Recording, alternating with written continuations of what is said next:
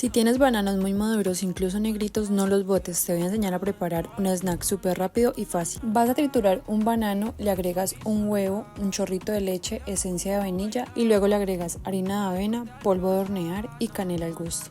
Debe quedar una mezcla homogénea así como esta. Le voy a agregar nueces y chocolate, pero tú puedes ponerle lo que quieras. Lo pasamos a un molde apto para microondas, le agregamos más toppings arriba, lo llevas por 3 minutos al microondas y listo.